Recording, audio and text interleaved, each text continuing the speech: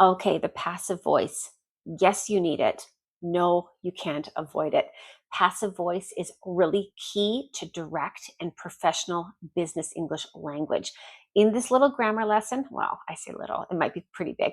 In this grammar lesson, we're going to go through when and where you use the passive, where you should not use the passive voice, and how to incorporate it into different situations in business English. Passive voice is when you take out who's doing the action on something. So this is really important when it comes to business English because you're focusing on results. You're focusing on goals. You're focusing on clear, concrete items, not who did it. This is why this is key for business English. Don't worry, you're in good hands. I'm Melissa B. Duarte. I'm the author of the Global Business English Mastery Series. I'm here for all things business English. Let's dive deep into the passive voice. Okay, first things first. When do we use the passive voice? Well, the passive voice is, again, like I said, so essential. It focuses on results, actions, and outcomes, not who did the action. So this is very useful for business English. We use it for results, focusing on the result of something, not who did something. So the report was written by Sarah. Not Sarah wrote the report was written by Sarah. So you put the person who did the action at the end. Or you could completely take out the person who did the action and the new policy is being implemented this month by finance. We don't care about finance. We're talking about the policy. So the new policy is being implemented this month. This is when the result is more important than who did it. Diplomacy. Diplomacy means you're being polite, you're avoiding pointing a finger and showing blame or giving blame to something. So instead of saying, Bob made a mistake on the budget. No, a mistake was made on the budget. So you're even taking out the person's name altogether. A mistake was made on the budget. A new draft is going to be sent to you within an hour. So a mistake was made on the budget, not Bob made a mistake on the budget. Take him out, be polite, avoid putting blame, be diplomatic. This is when passive is very useful. Another example here of diplomacy is the deadline has been moved.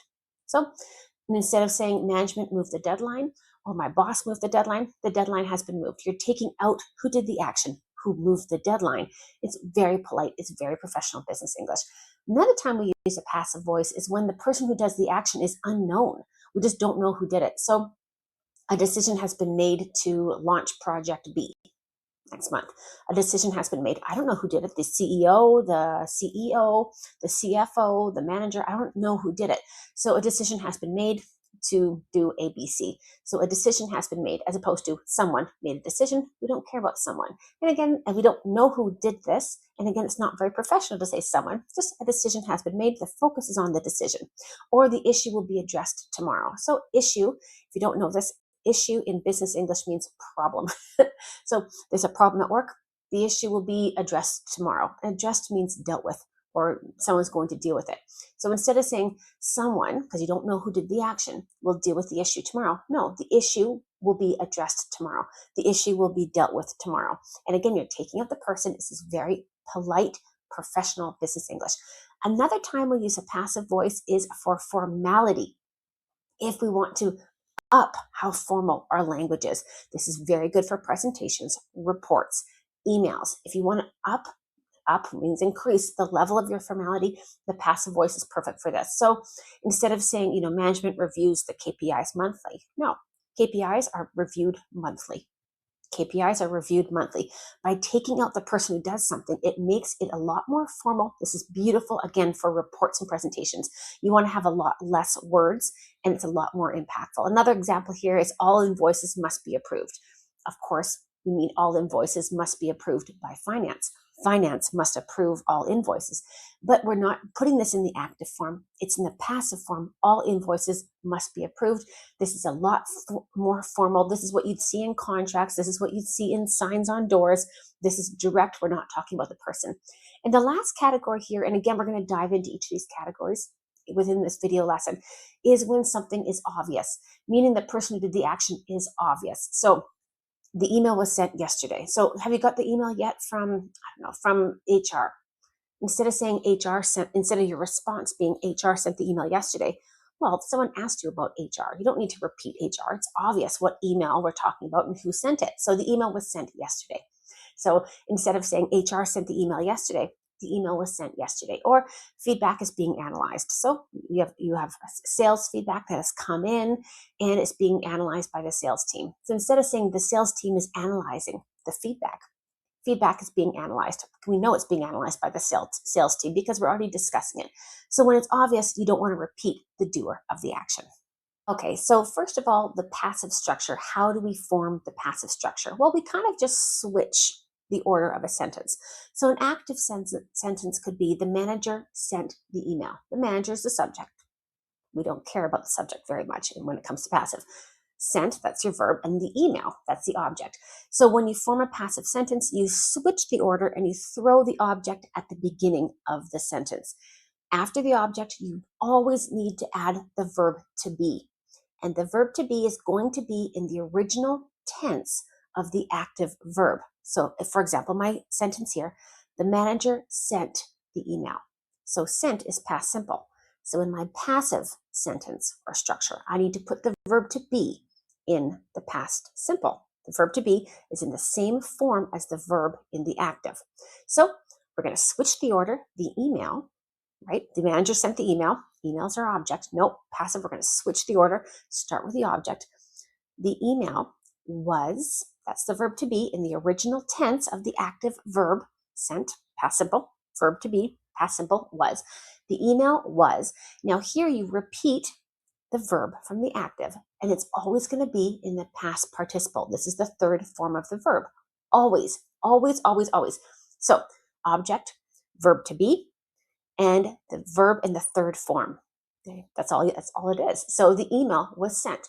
And you can say the email was sent by the manager or just the email was sent. More often than not, you can completely skip who did something. So the email was sent by the manager. Okay, now this is the trickiest part of passive because you really have to understand what form, what verb tense you're going to use for the verb to be. Remember, in passive, you always need the verb to be.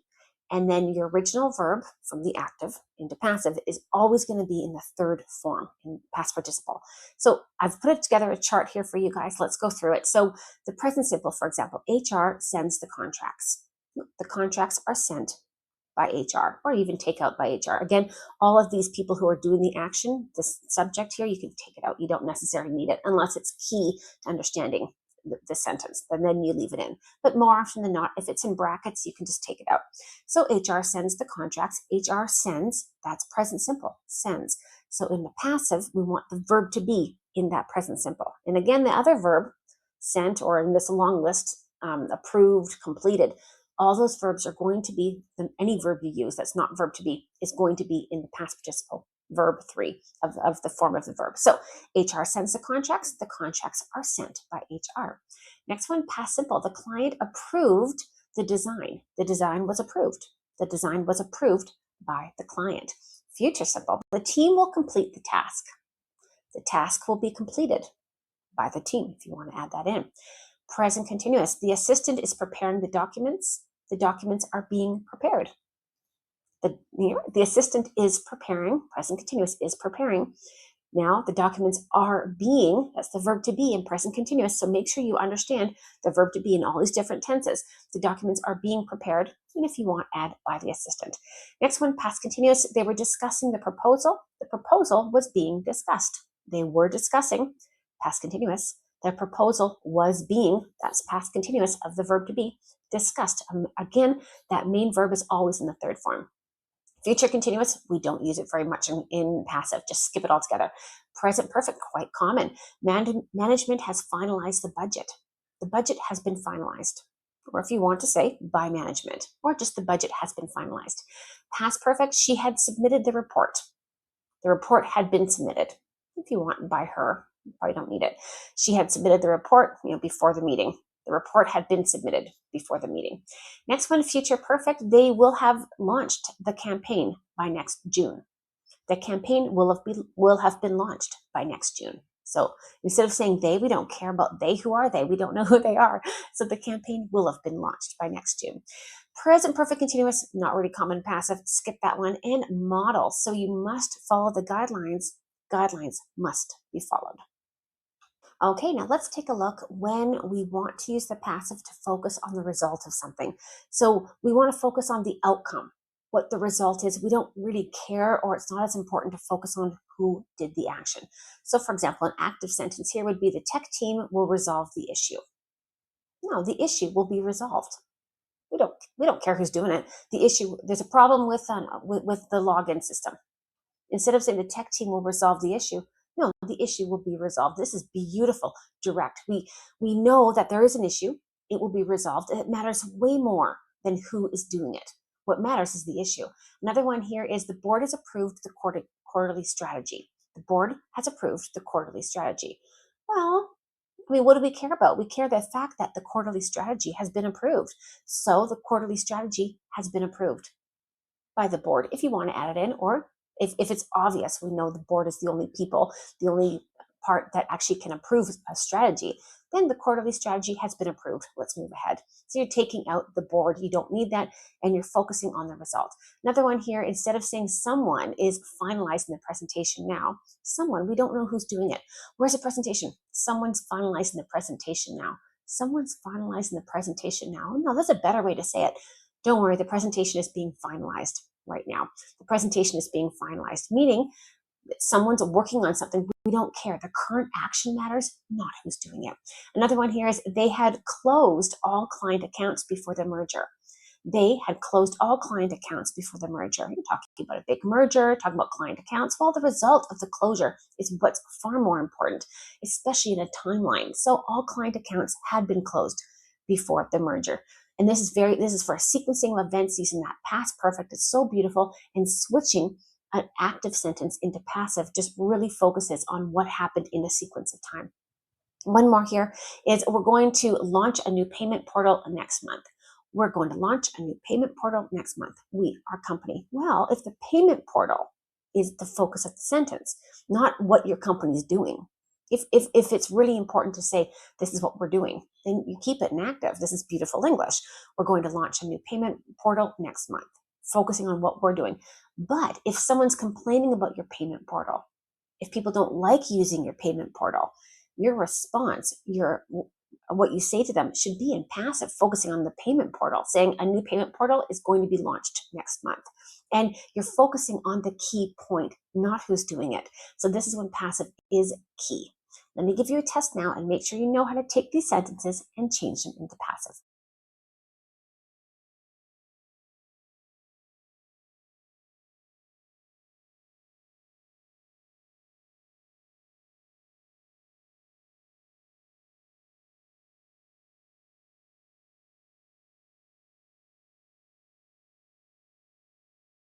Okay, the next category here is the unknown. Either we don't know who did the action or we truly don't care. It's just not important. But usually use this when the person who does an action is unknown. So instead of saying someone changed the access permissions in the database or on the system, someone changed the access permissions. Well, we don't know who did it. So why even say someone? So the access permissions were changed overnight. The access permissions were changed yesterday. It means the person responsible is either not relevant or we don't know who they are. So focusing this sentence in the passive voice makes it so much stronger, makes your English a lot more direct and a lot more professional. Another one would be someone is reviewing the compliance documents right now. Where are the compliance documents? We're waiting for them. Legal's waiting to sign off on them. Instead of saying someone is reviewing the compliance documents right now. Well, someone, who's someone? We don't care. We're focusing on the action in progress. So the compliance documents are being reviewed right now.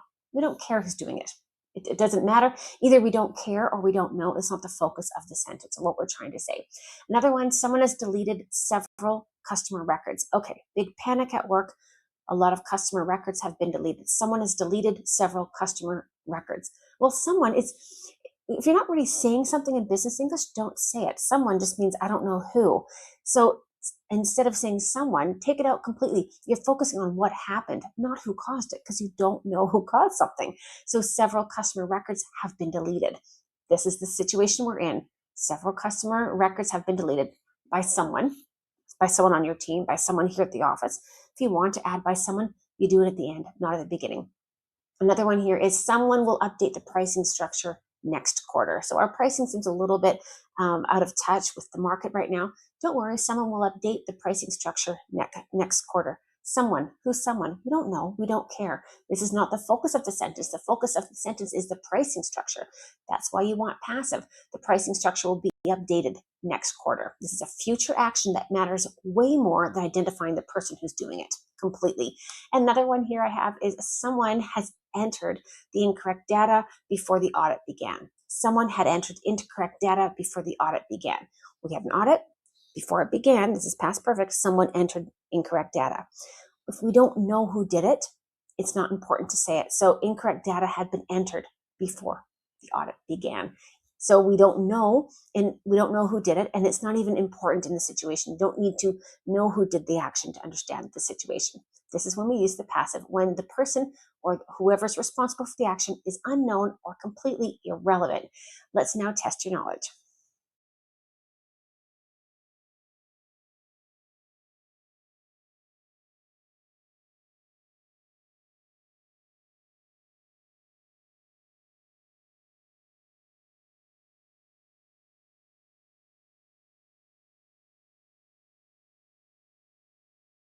Okay, this is a really big category for passive voice when it comes to business English. This is diplomacy. This means you're not pointing a finger saying they did it, you did it, he did it, someone else did it, they're responsible for it.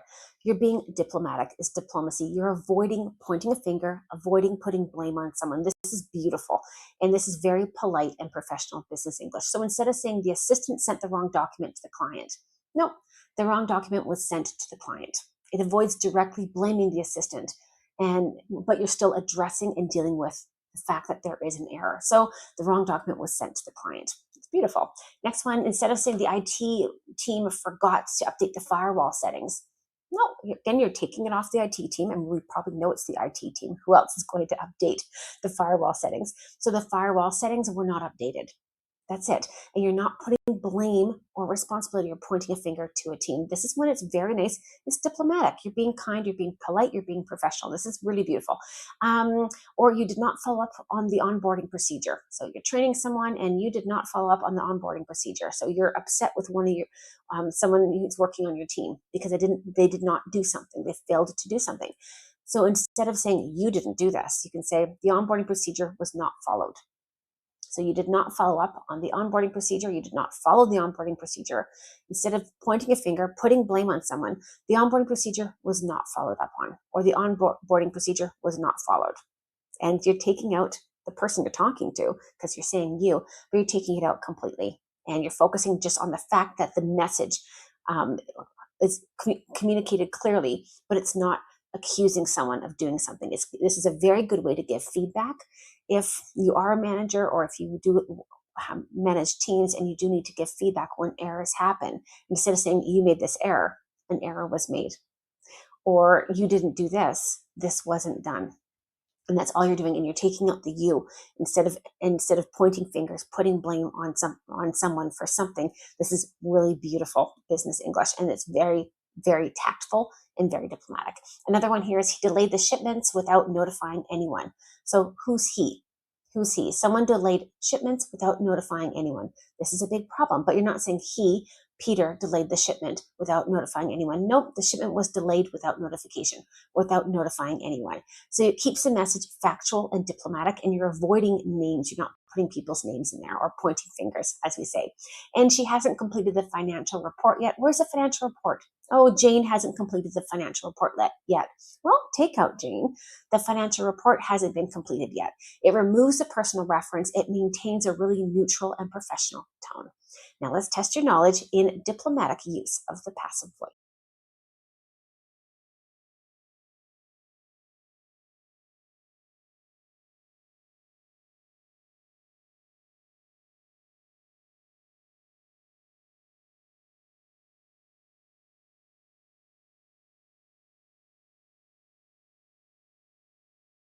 Okay, formality. This is where the passive voice really shines in business English. Now, I've done a lot of videos on the language you use in business English. And in all my videos, for all my students, I always say you don't want to be overly formal and you don't want to be overly informal. You want a blend of the two, and that's the perfect balance. That's the sweet spot for business English. This is a little bit different. When we're talking about policies, procedures, and instructions, you do want to be a bit more formal. This is beautiful business language. This is very direct. And this is where the passive voice works beautifully because you're taking out who's doing something. You're focusing on the procedure, the policy, or the instruction. So this is key, and this is beautiful business language. Some examples here would be HR will review the new contract tomorrow. No, we're focusing on a document here. The new contract will be reviewed tomorrow. This is neutral and it focuses on the document, not who's reviewing it. Next one, they check expense reports every Friday. They, finance management, we don't care. This is a policy. This is a procedure of what's done. This is company policy. Every Friday, expense reports are reviewed. Take out they. So expense reports are checked every Friday. You're taking out they. You don't need to say they check expense reports every Friday. No, this is your policy. This is the procedure. This is how things work. Expense reports are checked every Friday. Another one is the system is processing the applications. Well, this is an ongoing task. And so you want to focus on this in a more factual way. So the passive, if you say the applications are being processed, we don't need to say by the system. We don't care about by the system or by the team. The applications are being processed. That's it. It's very factual. It's very to the point. Next one is management has approved the hiring freeze. Well, the results are far more important than who made the decision. So this is a beautiful place where you use the passive voice. The hiring freeze has been approved. You could say by management, but I mean, who's going to approve something? Management, right? So you don't need to add that. It's not going to add any context to it. This is obvious for people. And again, because we're focusing on the results, we're focusing on instructions, we're focusing on a policy, passive voice is perfect. Last one here is the supplier had delivered all the components before the inspection.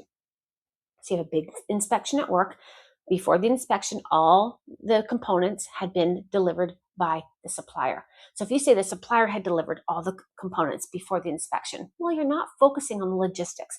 You're not focusing on the outcomes. You're focusing on the supplier, and that's not the point of what you're saying. So switch that sentence from active into passive, and all components had been delivered before the inspection. This lines up the procedure. This lines up the logistics. This lines up and focuses on the outcome, not who did it. This is where we have the passive voice. This is beautiful. Now let's test your knowledge of passive voice using a focus on what's a bit more formal in business English with policies, procedures, and instructions.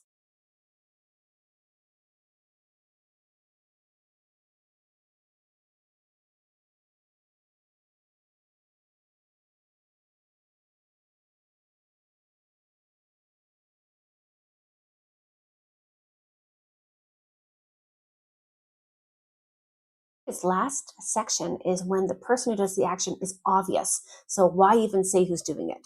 Because we know who's doing it. And you want to avoid being redundant. Redundant is like repeating things. And if something's obvious, why repeat it? So this is where the passive voice is so useful because the person doing the action is either totally obvious, assumed, or already known. A good example here is with the courier. So instead of saying the courier delivered the documents this morning, well, obviously the courier delivered the documents this morning. We know it's a courier delivering documents. So just take them out altogether. The documents were delivered this morning. That's it. We know a courier would do this. It's redundant to say by courier, or even if in the passive sentence, the legal documents were delivered this morning by a courier. Well, we know it's a courier. We don't even need to put that in. It's still passive, saying by the courier. Take it out altogether. The legal documents were delivered this morning. Same thing here is IT is installing a new cybersecurity software today.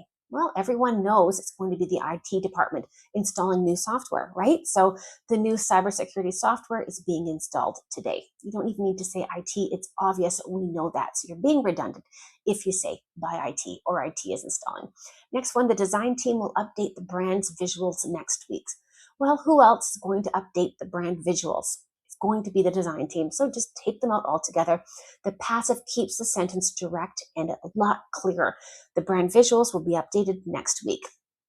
That's all you need to say. Next one, the finance team has finalized the monthly report.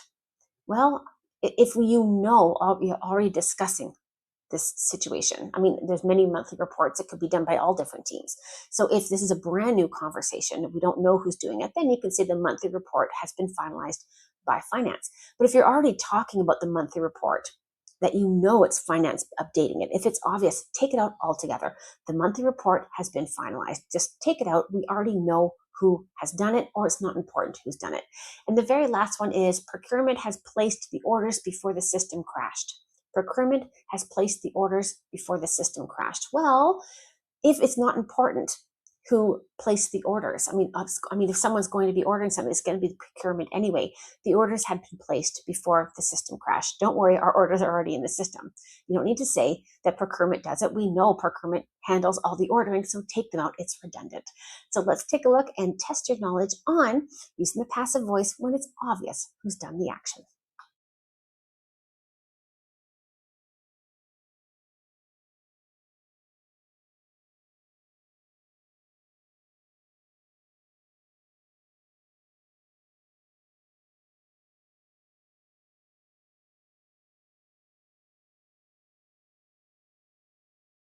Okay, we've done it. We've gone through the passive voice and how to use it in different situations in business English. Hopefully you found this useful and you've learned something new today. If you did enjoy the video, I encourage you to like the video and subscribe to my channel for all things business English. Thank you so much for joining me.